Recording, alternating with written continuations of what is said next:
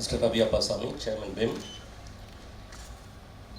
Director BIM, Board of Directors, Mr. Bharathidasan, my esteemed colleagues, Mr. Nagarajan IAS, Mr. Shanmugam IAS, and distinguished participants. I'm honored to be the chief guest on the occasion of celebration of BIM Sustainability Day. BIM is one of the very prestigious institutions in the state, and it has contributed very significantly for the development of Tamil Nadu. I'm delighted to learn about the various new initiatives of the institution, particularly in the field of sustainable development. Ensuring consistent economic growth is now the central task of governments and public policy makers all over the world. Economic growth sits at the root of all plans to tackle poverty and achieve sustainable development. Goal 8 of the United Nations SDG goals envisages a minimum of 7% annual growth rate as target for least developed countries to reach its final goal of eradicating poverty in all forms by 2030. This is the reason why our Honorable Chief Minister, when he took over office in 2021, set as a target of $1 trillion economy for Tamil Nadu by 2030. Because if we achieve this $1 trillion economy, then the standard of living of our people will be at par with the developed nations.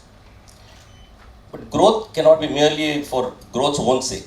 That is the ideology of a cancer cell, as famously said by the ecological philosopher Edward Abbey. Economic growth has to be guided by larger goals that contribute to the well-being of the nation and the society. There is a broad consensus today that economic growth model must be inclusive and sustainable. I am very happy and very proud to state that Tamil Nadu is a state that has become a model not only for India but for the entire developing world in achieving consistent and fast economic growth that is both inclusive and sustainable. In Tamil Nadu, we understand inclusive growth as growth that benefits all communities, regions, age groups and genders.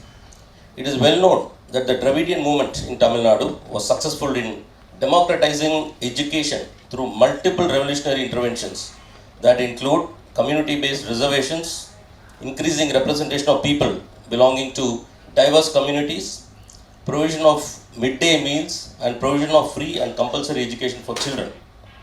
Post-independence, the state has invested very heavily in education, health, and industrial development, thus enabling the transformation of Tamil Nadu from an average state into one of the most progressive states in socio-economic indicators. In the last 3 years, the government has taken many more steps in this direction. But all this, we should understand that the Tamil society as such is a very inclusive and pro-environment society. This is from time immemorial. See, our language is one of the oldest in the world, and our society and civilization is also very, very old. You can see from the Sangam literature in Tamil, the love for the environment and trees and plants and wildlife, and also the inclusiveness you can see in all the Sangam songs.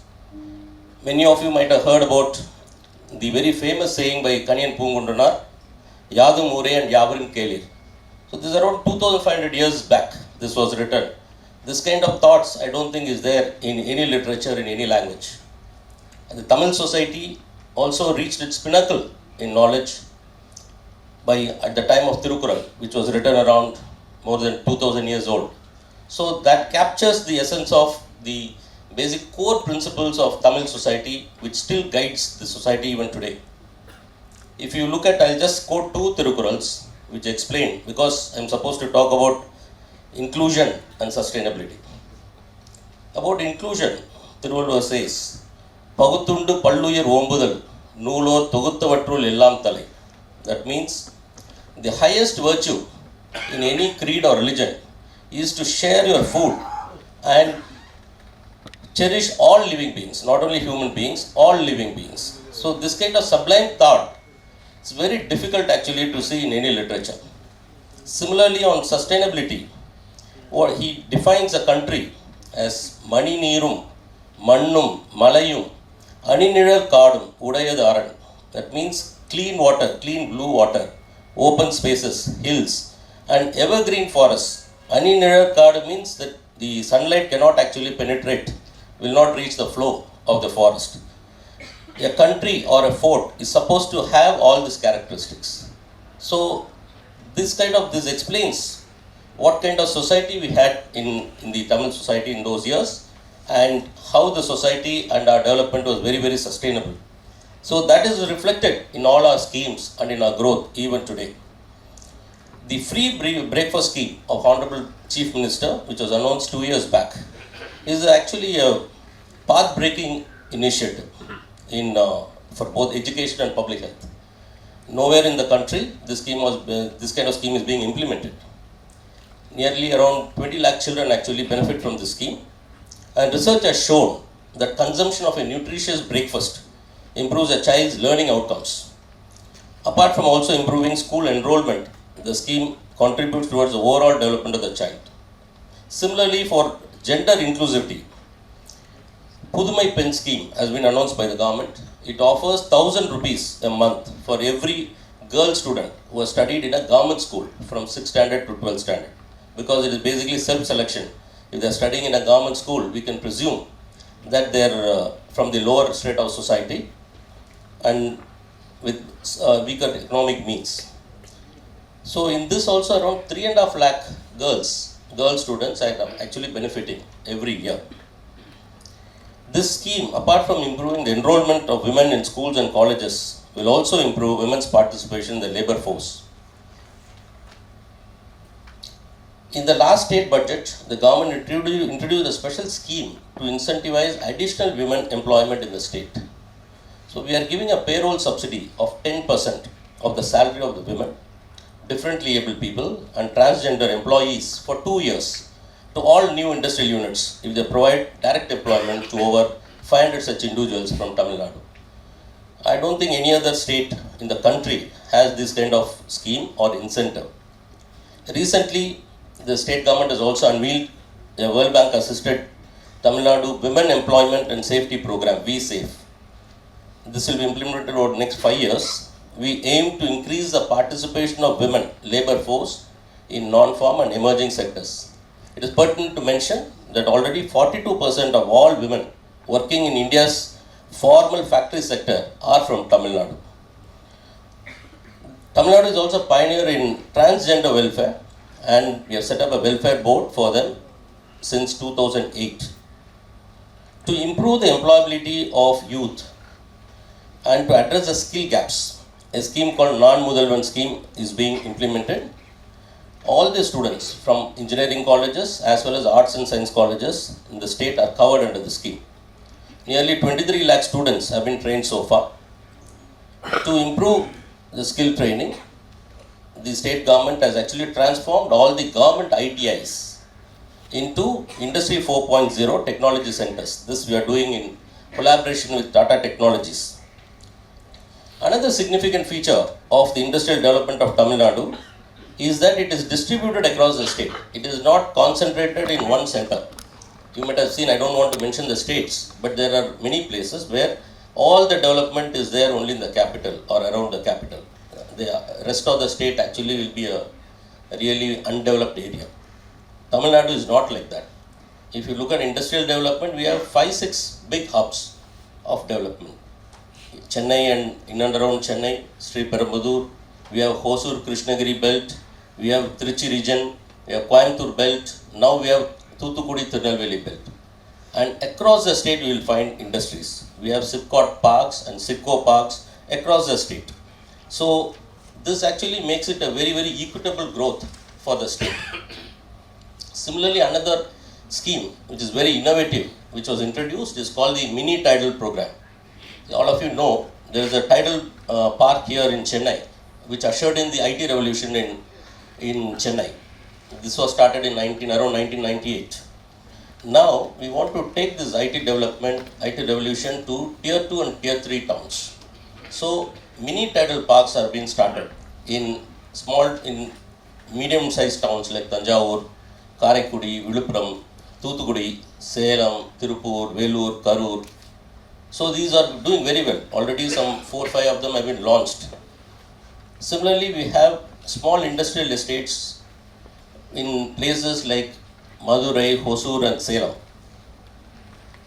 The government is also very acutely conscious that persons from marginalized communities like scheduled castes and scheduled tribes, they face many entry barriers when they want to start a business or run a business. To tide over these problems, we have introduced an Annal Ambedkar Business Champion Scheme, which is doing very well. Similarly, Tamil Nadu is the only state which has a startup fund for SC/ST entrepreneurs. In the last 2 years, 38 startups have been assisted and they have received an investment of around 58 crores. And all the startups are being handled and they are being supported and they are doing very well. Coming to sustainability, Tamil Nadu is perhaps the most environmentally progressive state in the country. Over 50% of our installed power capacity is from green sources. We are also taking a lot of measures to promote green energy production in the state. A separate company called Tamil Nadu Green Energy Corporation has been formed. Our idea is to make the contribution of green energy to the state's grid to 50% at least by 2030. The state is promoting the use of zero emission e-vehicles by several measures like zero registration charges and facilitating the setting up of charging stations. We have a EV vehicle policy which has made the state into a manufacturing hub for e-vehicles. Today around 65% of all e-vehicle two-wheelers, EV two-wheelers made in India, they are manufactured in Tamil Nadu. We are also a very front and a pioneer in water recycling. We have the tertiary treatment reverse osmosis plants in Chennai, in Coimbatore, which recycles the urban sewage which is generated in the city. And it is supplied to the industries in Sriperumbudur and the industrial belt in and around Chennai. So all the industries are fed only from the sewage which is being treated. Similar initiative we are actually doing in Hosur also. Now we want to do for all the SIPCOT estates, all industrial estates. We will actually provide, we are trying to provide them with treated water, treated sewage water, so that they need not depend on fresh water. Because all of you know we are actually a rain deficit state. Tamil Nadu is the first state to have its own state climate mission to take advanced action to mitigate the effects of climate change.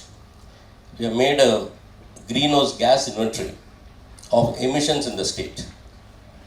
We also have the highest number of Ramsar sites, that is wetlands, in the country. We have around 18. We have set up a green climate fund with a corpus of around 1,000 crore.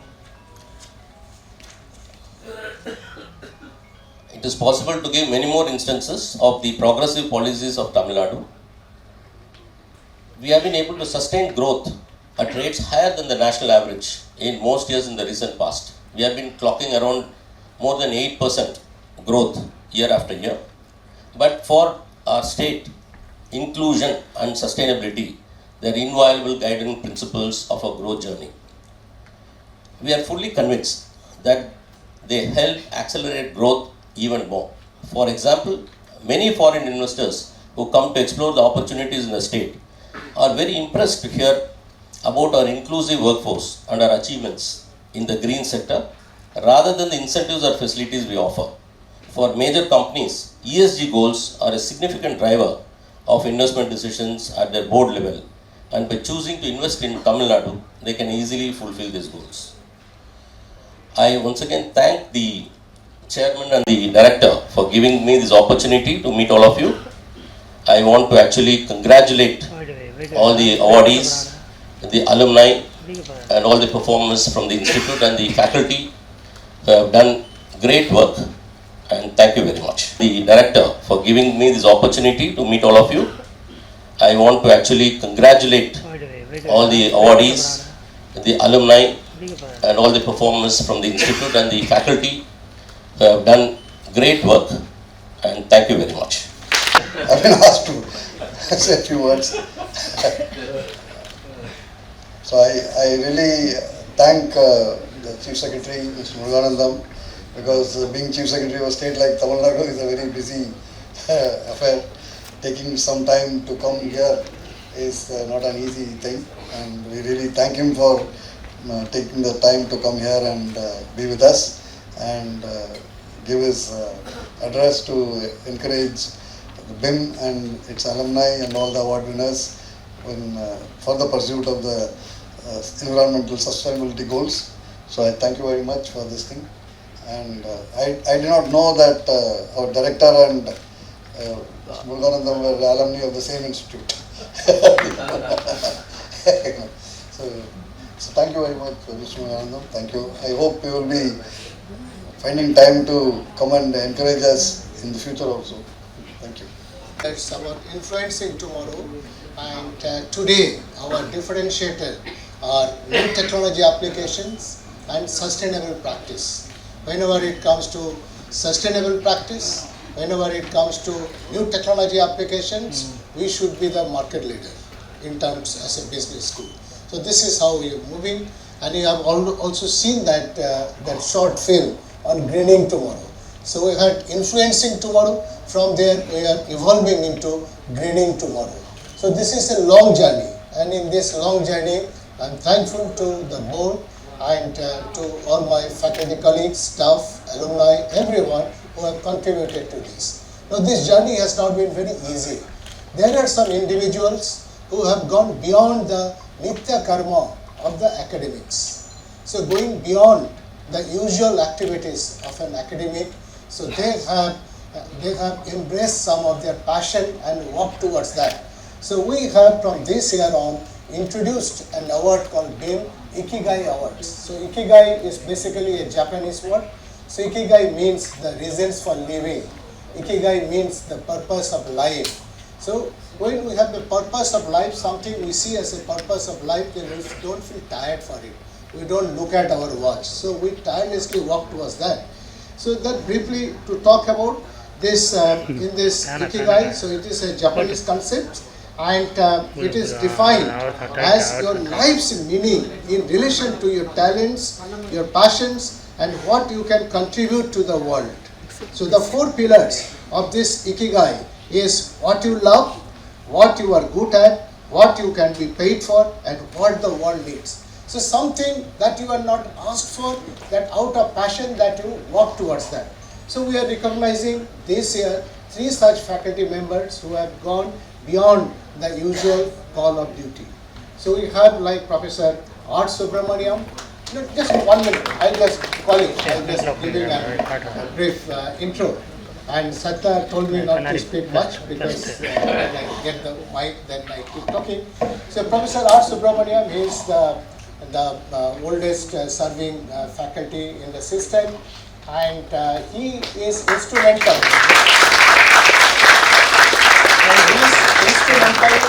In making simulations, business simulation, an integral part of the curriculum.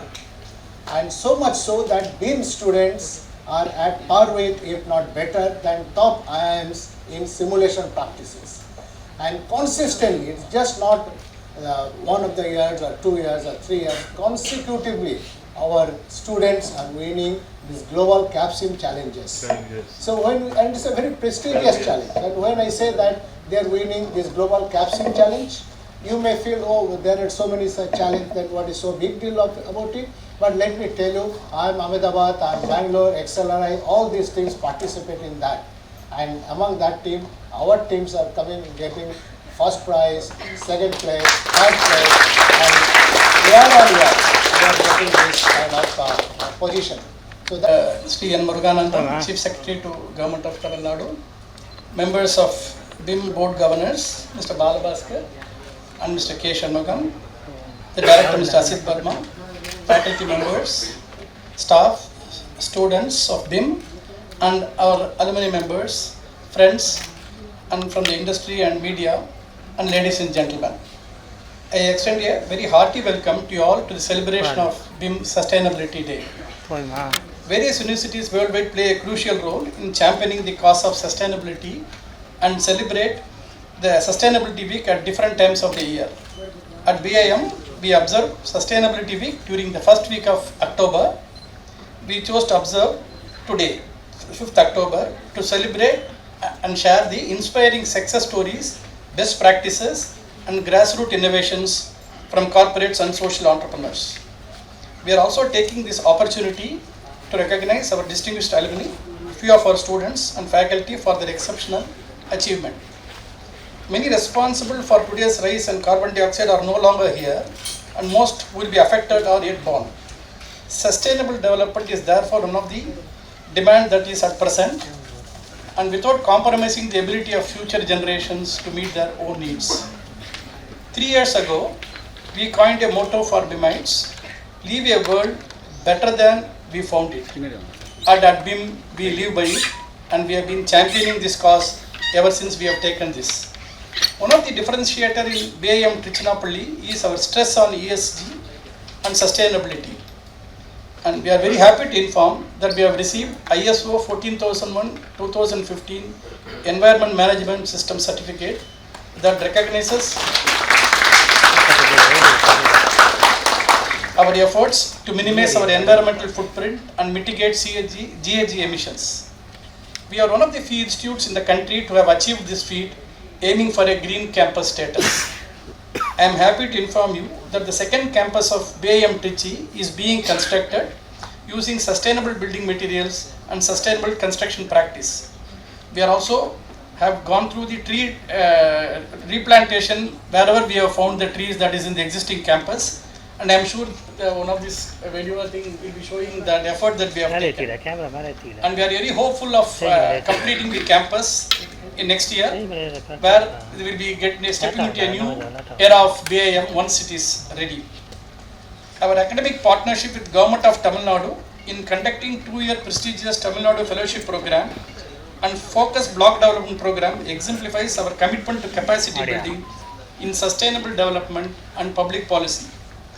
Though our Center for Sustainable Development, we conduct various research, consulting and outreach activities relating to sustainable development goals.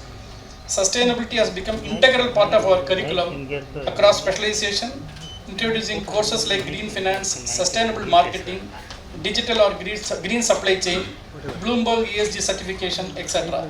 So this initiative has taken ourselves as a initiator in this system.